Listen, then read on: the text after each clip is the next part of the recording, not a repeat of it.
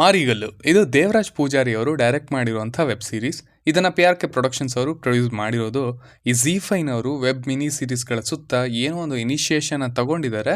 ಅದರ ಅಡಿಯಲ್ಲಿ ಬರ್ತಿರುವಂಥ 3ನೇ ಸೀರೀಸ್ ಅಂತ ಹೇಳ್ಬೋದು. ಸೊ ಇದರ ಟ್ರೈಲರ್ ಬಗ್ಗೆ ನಾವು ಮಾತನಾಡಿದ್ವಿ ಆಲ್ರೆಡಿ.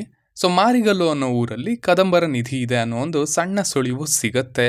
ಅಫ್ಕೋರ್ಸ್ ಅದು ಗೊತ್ತಾದಾಗ ಅದನ್ನು ಹುಡುಕೋದಕ್ಕೆ ಹುಡುಗರು ತಯಾರಾಗ್ತಾರೆ. ಸೊ ಈ ನಿಧಿ ಇರುವಂಥ ವಿಷಯ ಗೊತ್ತಾಗಿದ್ದು ಹೇಗೆ, ಏನಾಗಿತ್ತು ಇವರ ಪ್ಲ್ಯಾನ್, ಆ್ಯಂಡ್ ಆ ಪ್ಲ್ಯಾನ್ ಸುತ್ತ ಏನೇನೆಲ್ಲ ಆಯಿತು ಅನ್ನೋದನ್ನೆಲ್ಲ ನೀವು ಸೀರೀಸ್ನಲ್ಲೇ ನೋಡಿ ತಿಳ್ಕೊಳ್ಬೇಕು. ಮೊದಲನೇದಾಗಿ ಇದರ ಪಾಸಿಟಿವ್ಸ್ ಕಡೆಗೆ ಬರೋದಾದರೆ ಇದರ ಐಡಿಯಾ ಚೆನ್ನಾಗಿತ್ತು ಅಂತ ಹೇಳ್ತೀನಿ.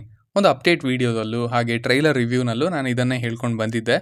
ಕದಂಬರ ನಿಧಿ ಈಗಲೂ ಇಲ್ಲೇ ಇದೆ, ಅದನ್ನು ಹುಡುಕಬೇಕು. ಬಟ್ ಅಫ್ಕೋರ್ಸ್ ಅದು ಈಸಿಯಾಗಿ ಸಿಗುತ್ತಾ? ಇಲ್ಲ.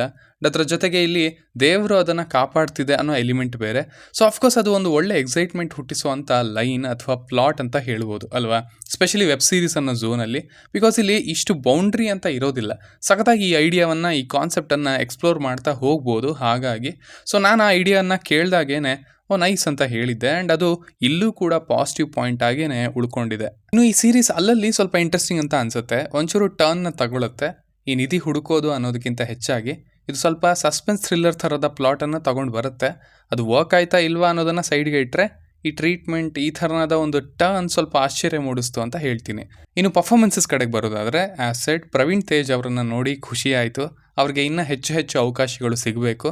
ಇನ್ನು ಆಫ್ಕೋರ್ಸ್ ಮೈ ಫೇವ್ರೇಟ್ ನಮ್ಮ ಗೋಪಾಲಕೃಷ್ಣ ದೇಶಪಾಂಡೆ ಅವರಿದ್ದಾರೆ. ಅವರು ಅವರ ಪಾತ್ರವನ್ನು ಚೆನ್ನಾಗಿ ನಿಭಾಯಿಸಿದ್ದಾರೆ ಕೂಡ. ಇನ್ನು ಈಗ ಇದರ ನೆಗೆಟಿವ್ಸ್ ಕಡೆಗೆ ಬರೋದಾದರೆ ಸೀರೀಸ್ ಸ್ವಲ್ಪ ಡಿಸಪಾಯಿಂಟ್ ಮಾಡ್ತು ಅಂತ ಹೇಳ್ತೀನಿ. ಸ್ಪೆಷಲಿ ಈ ಐಡಿಯಾವನ್ನು ಬಳಸ್ಕೊಂಡಿರುವಂಥ ರೀತಿಯಲ್ಲಿ. ಮೇಲೆ ಹೇಳಿದ ಹಾಗೆ ಈ ಕಾನ್ಸೆಪ್ಟ್ ಒಂದು ಇಂಟ್ರೆಸ್ಟನ್ನು ಹುಟ್ಟಿಸುತ್ತೆ, ಬಟ್ ಸೀರೀಸ್ನಲ್ಲಿ ಅದನ್ನು ಎಕ್ಸ್ಪ್ಲೋರೇ ಮಾಡಿಲ್ಲ. ನಿಧಿನ ಹುಡುಕೋದು ಅನ್ನೋ ಭಾಗನೇ ಅತಿ ನೀರಸವಾಗಿದೆ.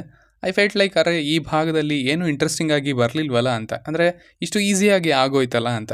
ಅಂದರೆ ಕದಂಬರ ಹಳೆ ಕುರುಹುಗಳು, ನಿಧಿ, ಅದರ ಸುತ್ತ ದೇವರು, ಹೋದವರು ವಾಪಸ್ ಬರೋದಿಲ್ಲ, ಈ ರೀತಿ ಎಲಿಮೆಂಟ್ಸ್ ಎಲ್ಲ ತೋರಿಸಿ ನಂತರ ಅದಕ್ಕೆ ತಕ್ಕಂತೆ ಸೀರಿಯಸ್ ವಿಷಯಗಳು ಆಗೋದೇ ಇಲ್ಲ ಸೀರೀಸ್ನಲ್ಲಿ.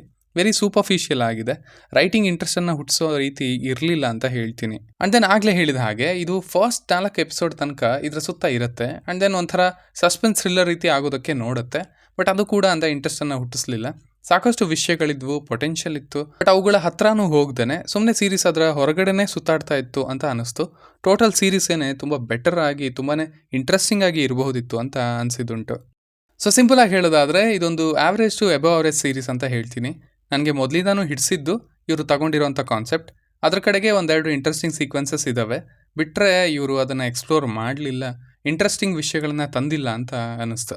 ಸೊ ಇದು ನನ್ನ ರಿವ್ಯೂ ಆಗಿತ್ತು ಈ ಸೀರೀಸ್ನ ಬಗ್ಗೆ. ಇನ್ನು ನೀವು ಆಲ್ರೆಡಿ ಈ ಸೀರೀಸ್ನ ನೋಡಿದರೆ ನಿಮಗೆ ಇದು ಹೇಗೆ ಅನ್ನಿಸ್ತು ಅನ್ನೋದನ್ನು ಖಂಡಿತ ಕೆಳಗಡೆ ತಿಳಿಸಿ. ಆ್ಯಸ್ ಯೂಶ್ವಲ್ ಮತ್ತೆ ಸಿಗೋಣ.